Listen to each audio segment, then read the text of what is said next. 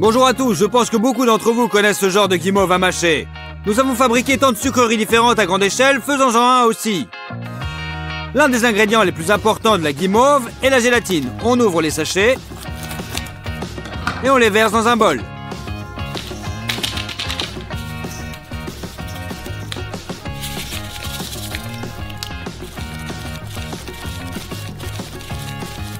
C'est fait, un total de 800 g de gélatine. Mais pour pouvoir travailler correctement, nous versons 3 litres d'eau dans une carafe.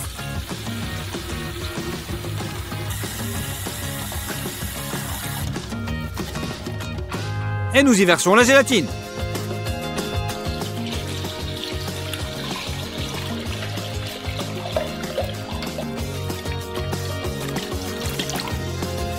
Remuer.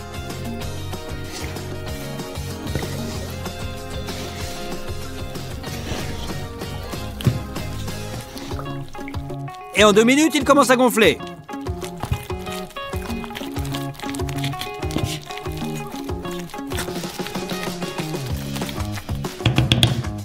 Vous aurez également besoin de sucre pour une énorme marmelade. Sortez-les et versez-le en 3 kg dans un bol.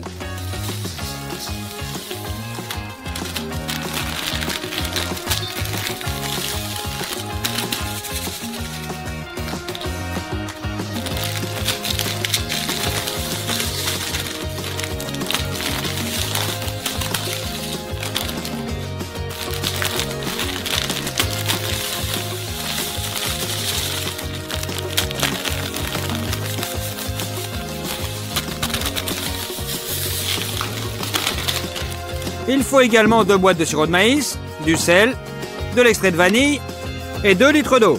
Tous les ingrédients sont prêts. Commencez à faire de la marmelade. Mettez une casserole sur la balance et transférez la gélatine gonflée.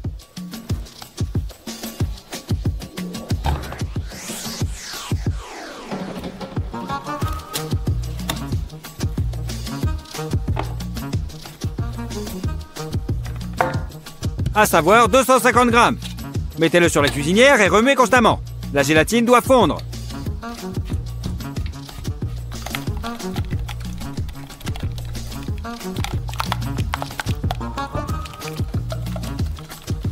C'est prêt.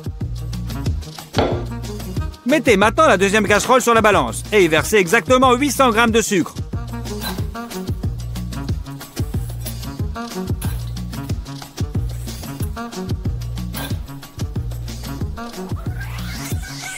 Ajoutez 200 ml d'eau et du sirop de maïs. Nous ajoutons 320 g.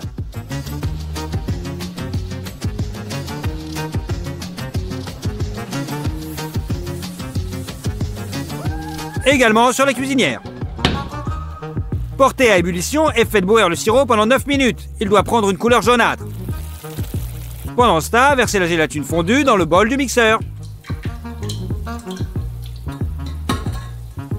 On ouvre l'extrait de vanille et ajoutez-en quelques gouttes.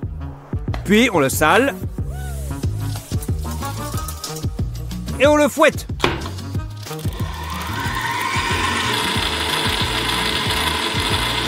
Le caramel est prêt. Versez-le en une mince filée dans un mélangeur.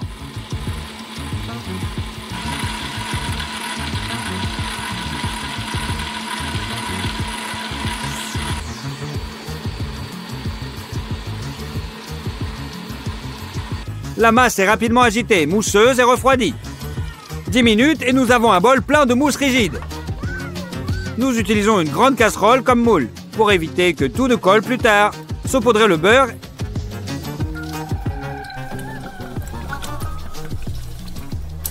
et étalez-le avec un pinceau sur toutes les parois intérieures du moule.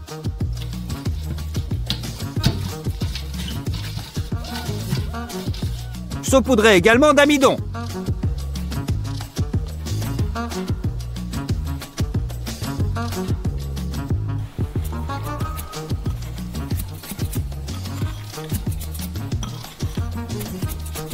C'est prêt, vous pouvez verser sur votre premier moule.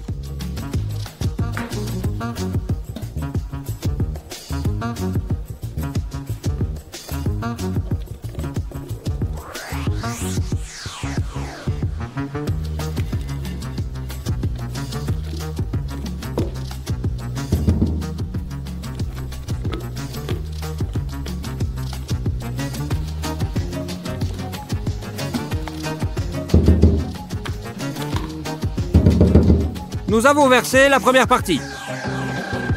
On pose le bol et on fait le deuxième.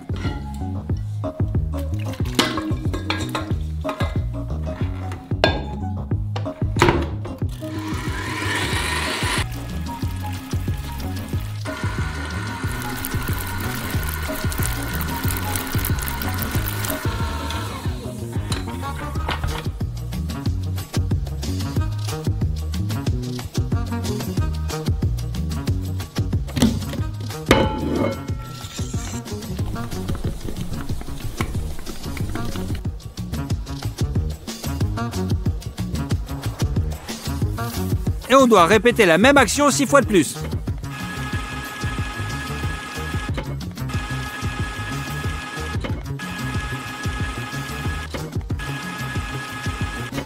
Versez la dernière couche de façon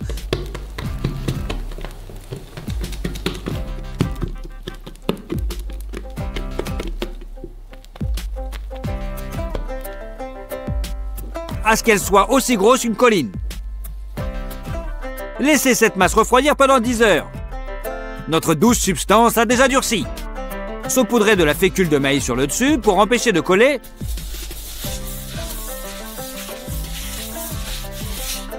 Et sortez notre énorme guimauve. Youhou, c'est fait! Saupoudrez à nouveau l'amidon sur tous les côtés.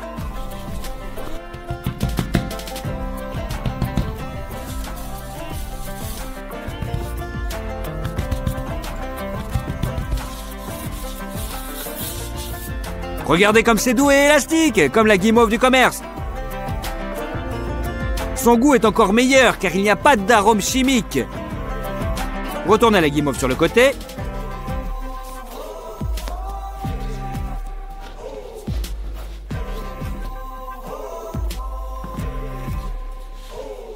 Nous avons pris un bâton comme celui-ci, l'avons aiguisé.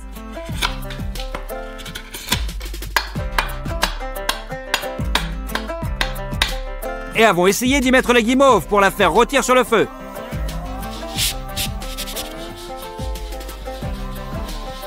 Mais il a commencé à se déchirer sous son propre poids. Nous avons donc écarté cette idée et décidé de couper la guimauve en morceaux exérables.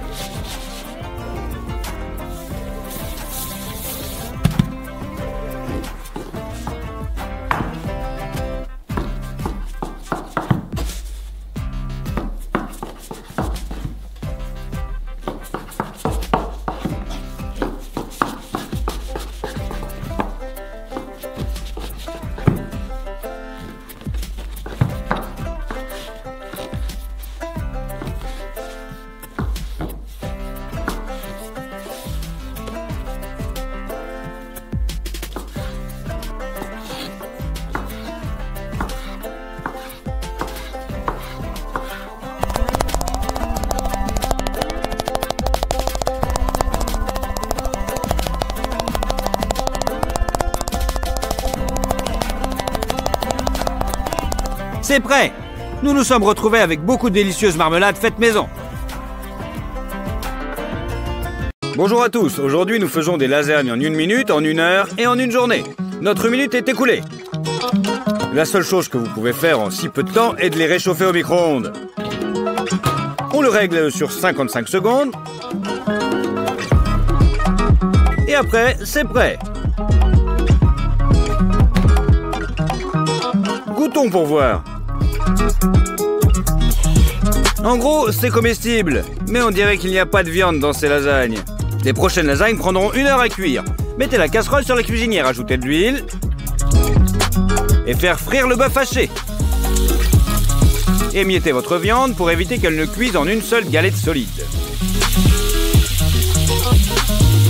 Une fois qu'elle a pris une belle couleur, ouvrez la sauce bolognaise déjà prête et versez une boîte entière de sauce dans la poêle.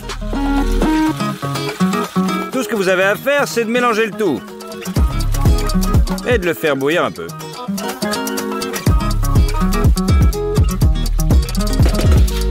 C'est prêt. Pour ces lasagnes aussi, nous utiliserons des feuilles de pâte préfabriquées. Et puis, comment on ferait sans le fromage? Râpez le fromage à pâte dure sur un côté le plus large.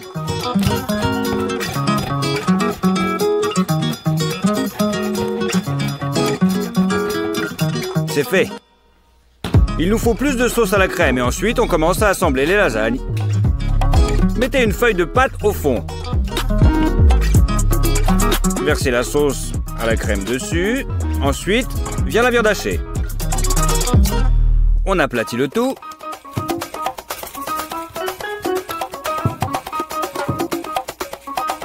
Encore de la pâte. De la sauce. Du fromage râpé.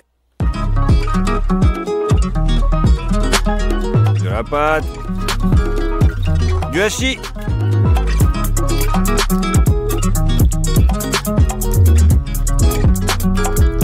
Et ainsi en alternant les garnitures en gros. On assemble les lasagnes jusqu'au sommet de notre récipient. Allez, on met le tout au four. En haut et en bas à 200 degrés.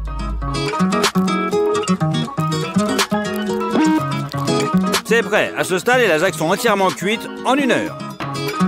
Allez, on va prendre une part pour voir.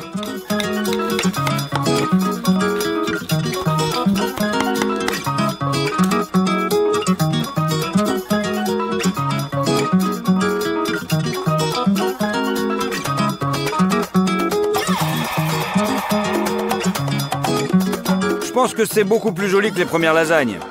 Goûtons pour voir.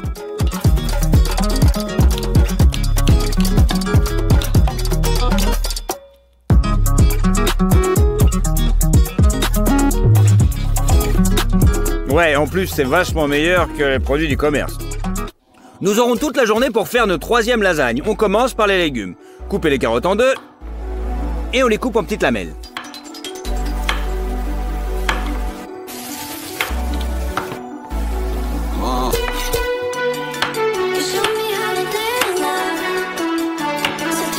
Puis en tranches et en petits dés. Pareil pour le céleri, d'abord en lamelles.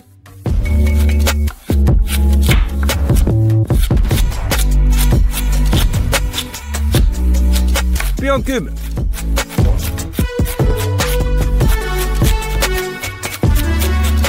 Et on coupe un gros oignon en 2. On les mince de haut en bas. Et on le coupe en petits dés.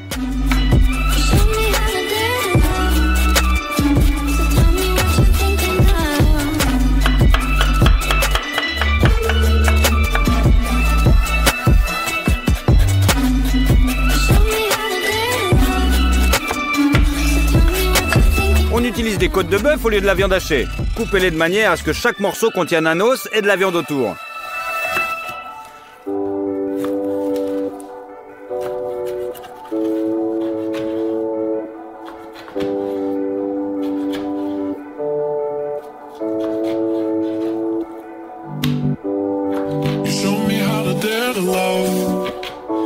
Et la dernière chose que tu dois couper, c'est le bacon.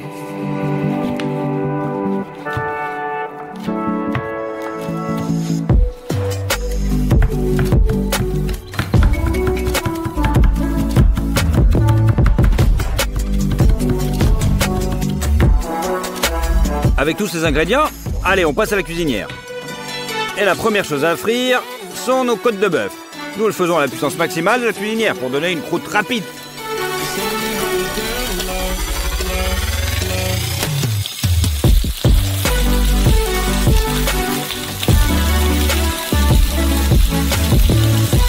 Et on les retourne de l'autre côté.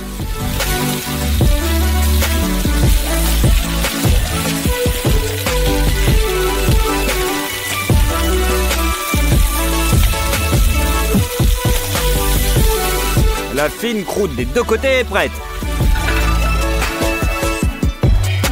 Le prochain sur la liste, c'est le bacon.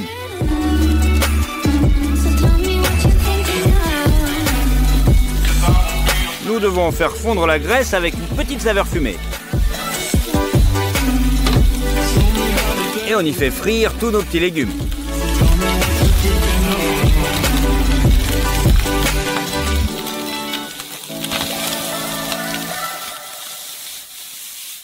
En 3 minutes, ils sont devenus beaucoup plus translucides. Et il est temps d'ouvrir une bouteille de vin rouge.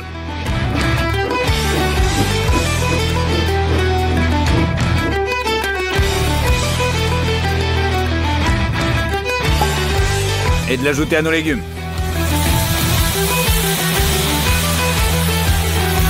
Ouvrez une boîte de tomates dans leur propre jus et ajoutez-les à la poêle.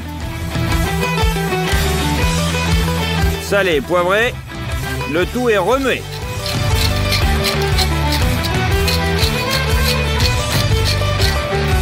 Jusqu'à temps qu'il n'y ait plus rien. Et ça, on met aussi dans la poêle. J'ai décidé d'ajouter un peu plus de vin et de recouvrir le tout avec du papier alu.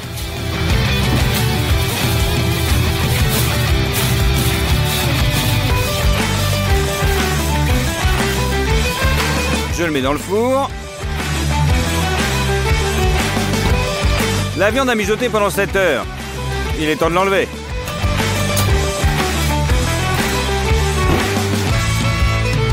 On retire la feuille d'alu. Puis on sort tous les morceaux de viande de la plaque de cuisson.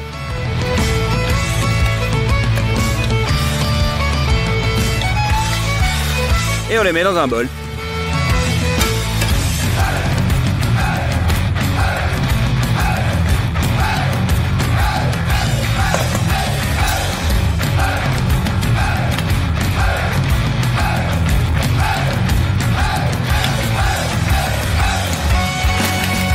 Maintenant, on enlève les os de la viande. Il tombe pratiquement tout seul.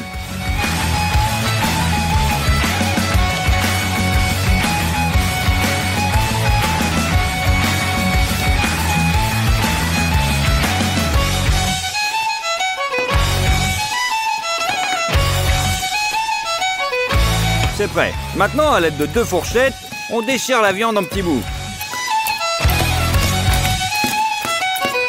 Les fibres sont déjà retournées dans les légumes.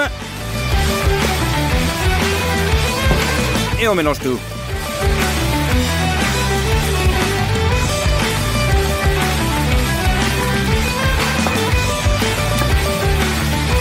Ici, on râpe du bon parmesan.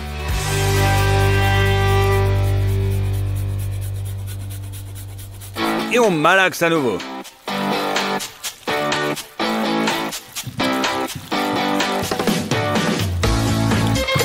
La farce principale est prête. Maintenant, pour la pâte, versez la farine dans un bol. Prenez une barquette d'œufs et cassez-les dans un autre bol. Assurez-vous que tous les jaunes d'œufs sont intacts. Et maintenant, il suffit de séparer les blancs à la main et de les transférer dans la farine.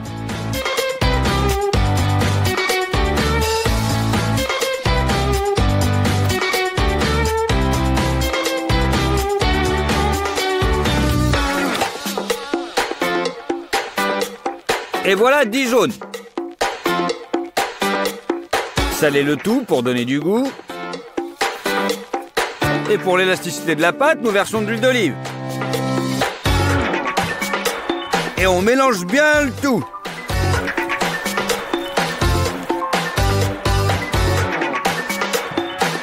Et on continue avec les mains. La pâte pétrie, nous la transférons avec du film alimentaire et on l'emballe.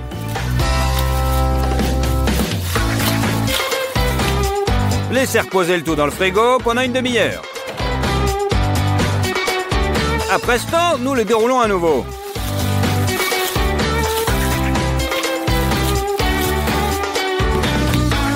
Encore une fois, on pétrit. Et on coupe en deux.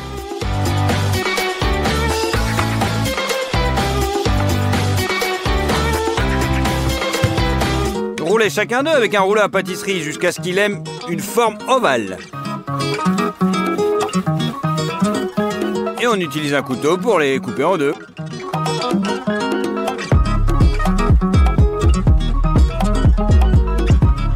Maintenant, j'ai besoin de ça pour rouler la pâte. Nous guidons notre couche de pâte entre les rouleaux et nous tournons le tout.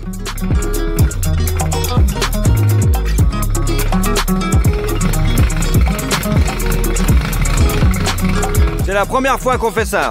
Réduisons ensuite la distance entre les rouleaux et recommencer à chaque fois.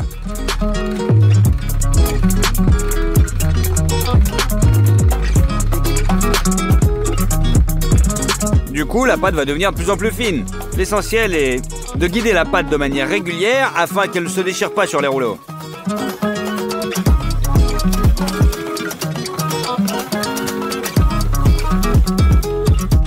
Alors la pâte sera aussi grande et fine que ça. Répétez l'opération avec les autres morceaux de pâte. Maintenant, vous devez lisser les feuilles sur tous les côtés.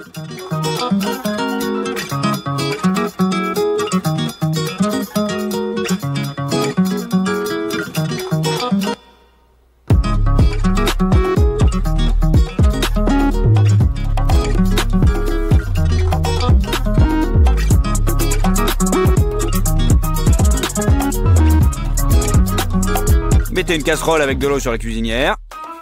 Et on fait bouillir la pâte.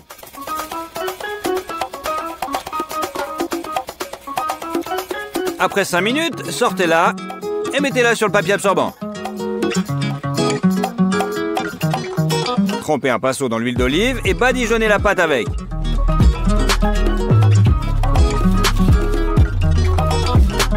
Répétez tout cela avec le reste des feuilles.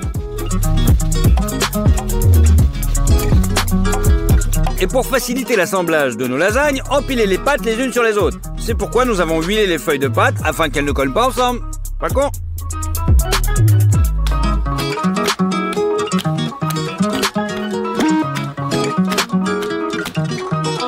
On passe maintenant à la sauce béchamel. Ouvrez le beurre. On en prend 30 grammes. Le tout dans une casserole et on met sur la cuisinière.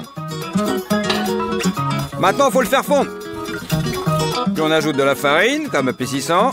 On remue jusqu'à ce que le beurre soit absorbé par la farine. Et on verse 600 ml de lait. Et hop, avec le fouet, on fouette pour dissoudre les éventuels grumeaux dans la pâte. Des épices, de la noix de muscade et du sel. Il ne reste plus qu'à l'épaissir et la béchamel est prête. Alors, mettons enfin nos lasagnes ensemble. La garniture au fond de la plaque et répartissez bien uniformément. Ensuite, disposez les feuilles de pâte.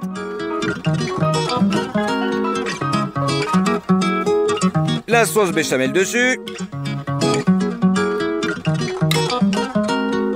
Puis, en alternant les couches, remplissez le moule.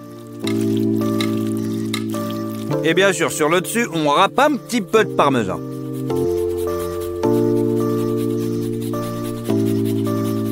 On balance dans le four. Nos lasagnes sont en train de cuire depuis 40 minutes. Voilà, c'est prêt.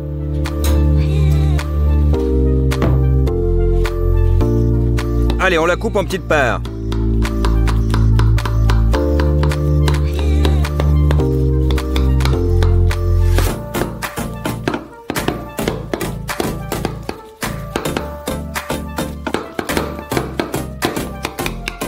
Et on en met une dans une assiette.